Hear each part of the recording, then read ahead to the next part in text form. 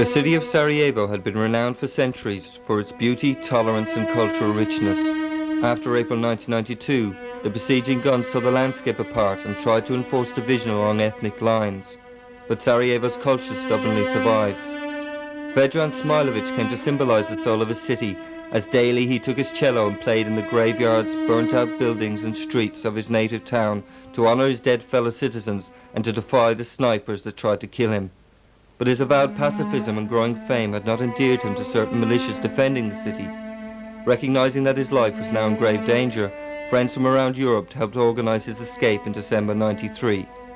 In the southeast of Ireland, John Borelli had been using Garter Lane Arts Centre in Waterford as a showcase for Bosnian artists in exile. Initial attempts to organize a visit for Smailovic had failed. Suddenly, at 2 days' notice, we got a phone call saying, "Could you take Vedran? You've had an interest in him in the past. Could you take him?" And we said, "To do what?" They said, "His visa is running out in England and he has to leave." And he had nowhere else to go to. And so we said, "Fine." In the 2 months since leaving Sarajevo, Vedran Smailovic had travelled through at least half a dozen countries. A local holiday home was donated to give him a place to rest. He was joined briefly from London by Marisa Prelitz, a translator, also a Sarajevan exile, who had the day before accepted Vedran's offer to become his 7th wife.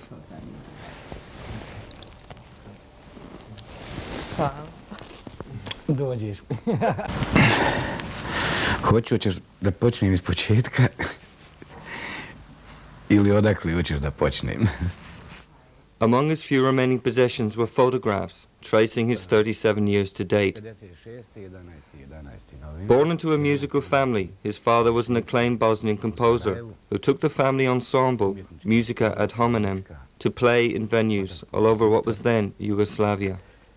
You were the only brother and no sisters, yes? Sestre. Da, I zato sam razmažen. A onda dođe jedan fin period. Dijete cvijeća i ljubavi. Nažalost sam dijete ljubavi, cvijeća i plaća.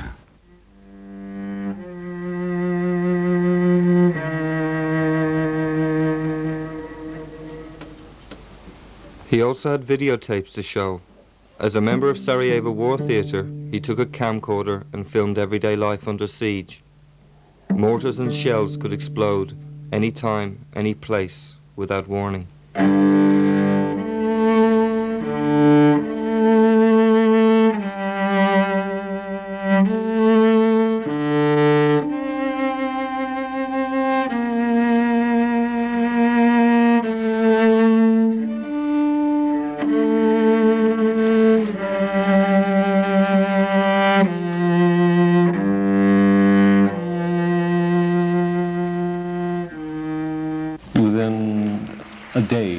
Plans for us.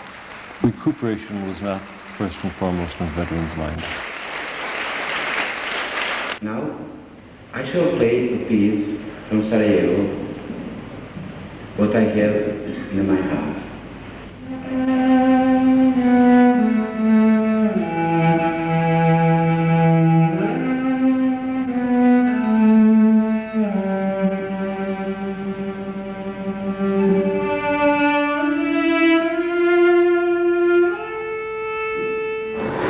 Izgleda da je ludilo zahvatilo. U stvari da smo mi naivni, jer smo toliko pošteni, obični, jednostavni. I upravo ti naivni i obični ljudi su najgore prošli u ovom i najgore prolazi. Konkretno u Sarajevu vidimo stalno šta se događa. Ja sam 20 mjeseci ja ne dam kazati da je to rat, nego u tom ludilu, u tom masakriranju civila. I think everyone sort of expected to see Vedran in white tie and tails. All the photographs we'd seen of him in Sarajevo was this image of the classical musician. But the Vedran that came here was cowboy boots, leather trousers, and something looking between a cross between a hippie and a cowboy.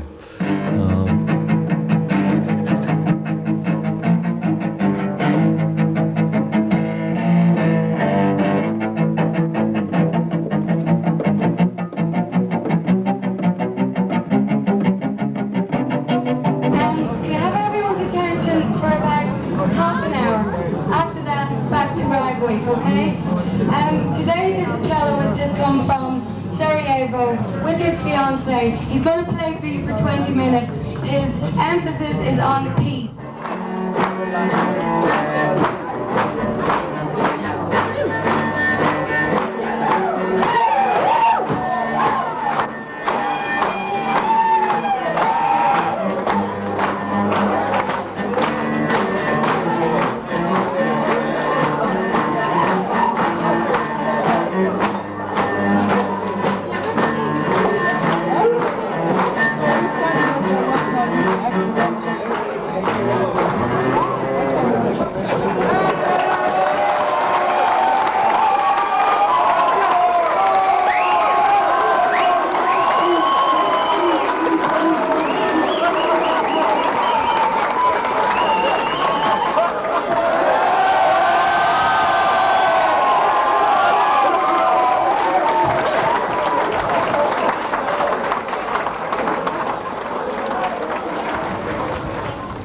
Čovjek pored mene, ova fotografija je sa prvog dana Boema.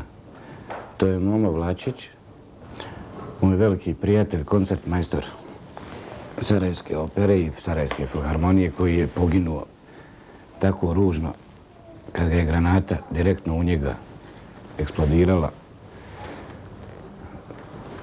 Ja kao njegov najbolji prijatelj nisam imao kilogram mesa njegovog da ga sahrani.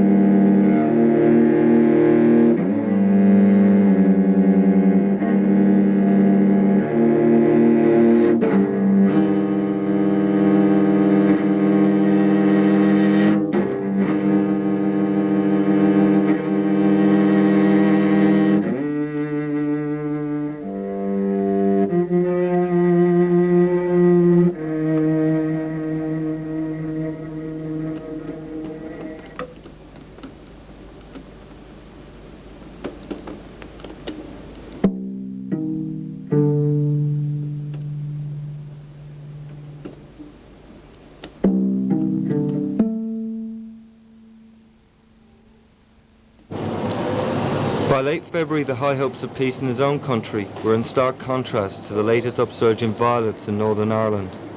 Vedran was determined to travel there, so with a few days' notice, a visit was arranged.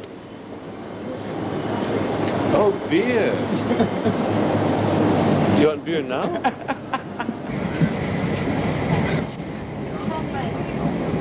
And Derry in the afternoon? I think it's about 2 o'clock. 2 o'clock.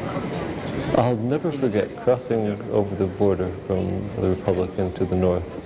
And there we saw a military post and helicopters flying around and all, looking very barbed wire and all the rest of it. Very militaristic sort of thing. And he said, "Ah, just like Bosnia." Our host was Alan Tongue, an English-born conductor long resident in Belfast, who had previously organised concerts in Vedran's honour. Welcome to Northern Ireland. Thank you, thank you. Great to see you. Do you want beer? Not yet. Later. Is this where you played in the opera? Yeah. Right. Yeah. Okay. National Theatre. Besieged. I was seated here in this room. Yes. And it isn't so big. And it's here in this part was a granite tank. Really? A tank ground. Yeah. Brought to you in association with Sunrise Christian Travel. Offices at J Travel, Hollywood Road, Belfast. Good morning, everyone. You're listening to 96.7 BCR. It's Sunday morning, and I'm Anne King. In Sarajevo, you played your cello to people queuing for bread. Yeah. When I see it's massacre, my reaction was take my cello and play. Vedran, thank you very much for coming in and sharing that with us. You're welcome. And we think of all the Christians out in Sarajevo. We can pray maybe now more effectively for them as they witness for Christ in that country. Here's one I started the programme with. There's an awful lot of churches. Oh yes, lots of churches. Lots of churches, yeah. We're a religious city. They seem to have a lot of problems. As he had done in Sarajevo, Vedran wanted to play in places where atrocities had happened. Rather than these being media events, he wanted them to be solemn occasions, shared only by a few invited peace workers and locals who might happen to pass by. We naively offered TV stations our footage for their news stories, but it was not to be.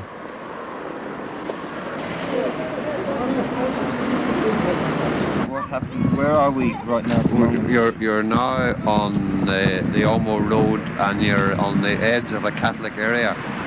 And the betting shop, the Shungrim betting shop, was mostly patronised by Catholic people. And on a day in the mid-afternoon, gunmen arrived in a car and burst into the betting shop in normal broad daylight and raked the betting shop with gunfire.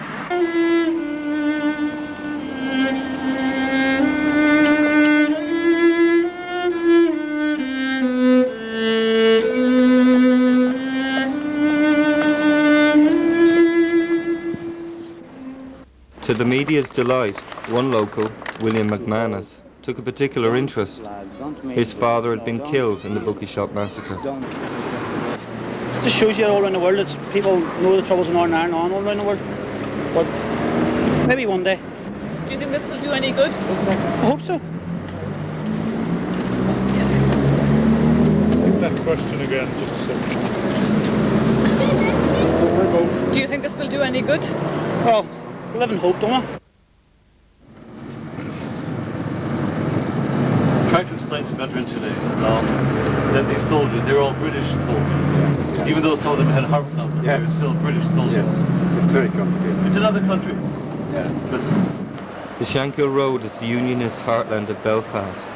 On a sunny Saturday afternoon, an IRA bomb blasted a crowded shop to rubble.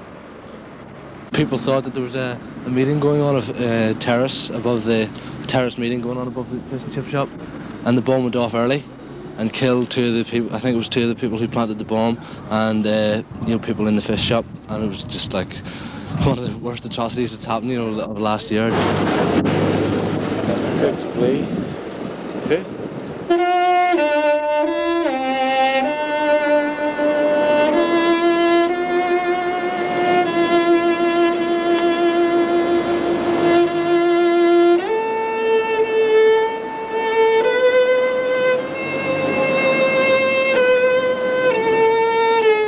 Anybody who's lost somebody, I mean, nothing can take away that pain. They just learn to accommodate to it, but they never really get over it. They wouldn't want to get over it.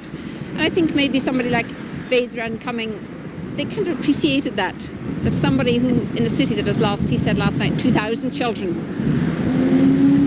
and that he felt still it was worthwhile to come here, to identify with the people here and to kind of support them, and at the same time to ask for the support of the people here for what's going on back there. So something you can perhaps bring back, that there is hope for what you're symbolising. And a lot of people are working for that peace and that hope, which is very important. We are more strong. That's right. With the music. Music is the best. And side. music crosses all barriers. That's good. We'll be friends soon. Yes. The poet Chris Agee had invited Vedran to lunch with his family. Also invited Helen Lewis, who had been forced to choreograph dances as a prisoner in a Nazi concentration camp. When you went down in the street to play, what started that? What inspired that?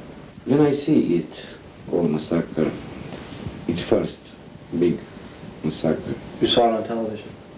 No, I was be there. You were right there. It's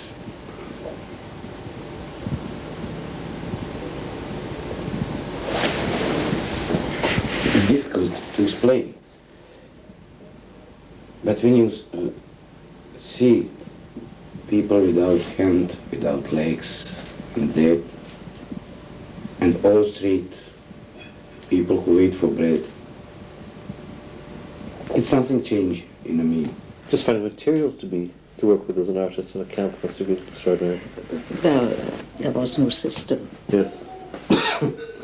You know, as I said, things happened on the spur of a moment, or because sometimes they happened because it was the only way to save your life. Yes. But by chance, one girl made a remark to me and said, Cyril, trying a dance from Coppelia.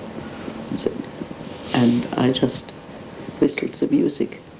She said, how do you know this?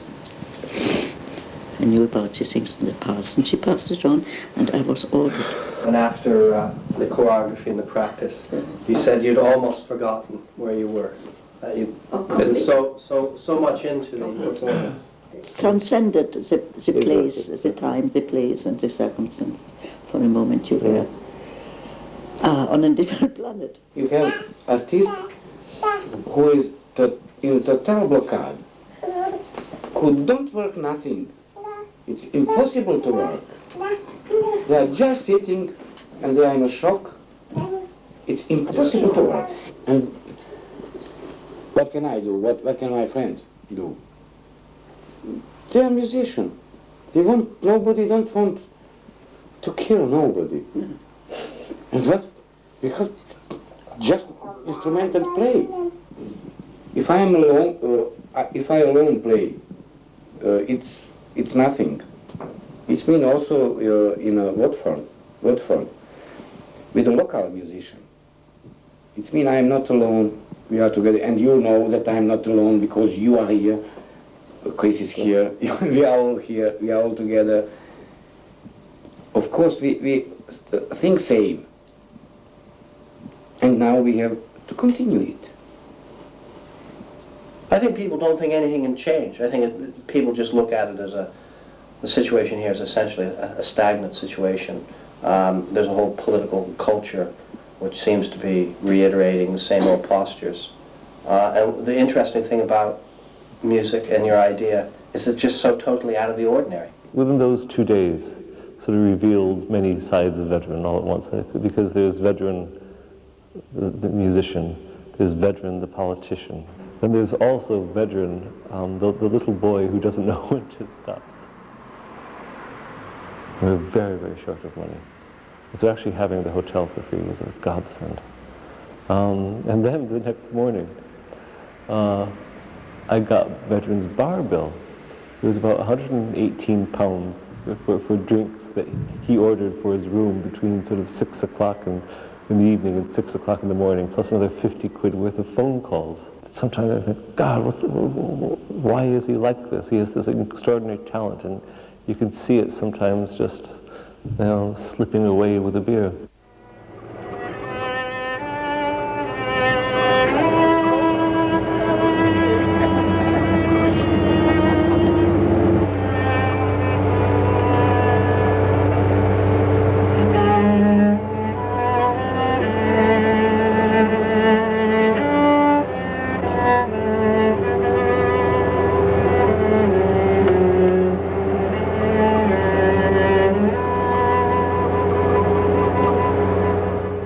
Wilson watched his daughter Mary die after a bomb attack at this war memorial in 1987. Since then, he has been a tireless campaigner for peace and reconciliation. What do you suggest then? Should we wait a little while and hope that maybe one or two more will turn up? Hear this music that's playing. We could ask them to turn that off.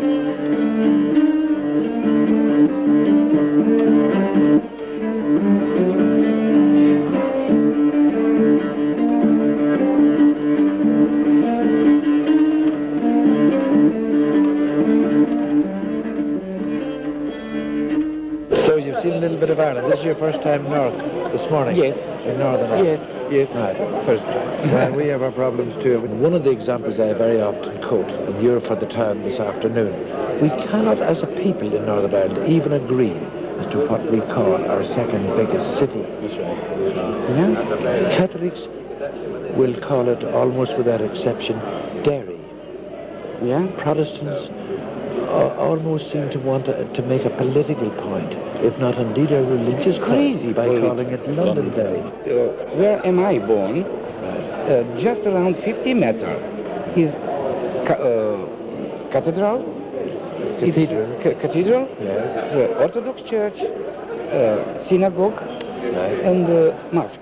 Right. Just around 50 meters. Right. And I'm in the middle. Right. And we all together live all life.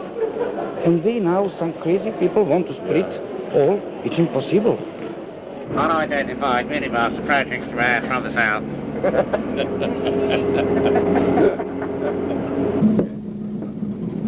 Shall I hold the music for you? Yeah. Okay.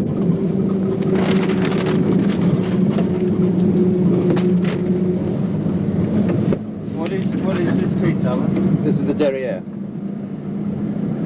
The London Derriere. Which is Danny Boy. Oh, Danny Boy. It's safe to call it Danny Boy. In Derry, don't call it the London Derriere, call it the Derriere. Derry. They're very sensitive, okay?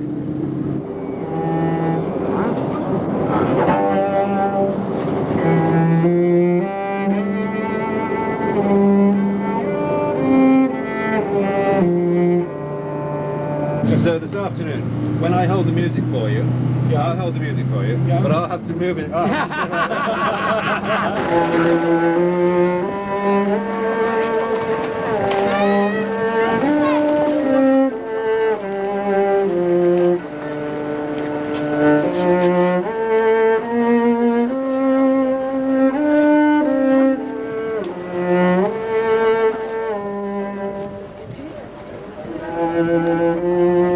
The rendition of Danny Boy went down well with the locals.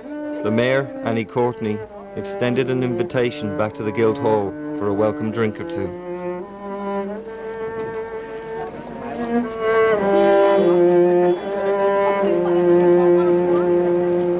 The short trip to Northern Ireland was now at an end. Exhausted, he returned to Waterford. His only certainty was that his Irish visa was running out and that he had to find another country to play in.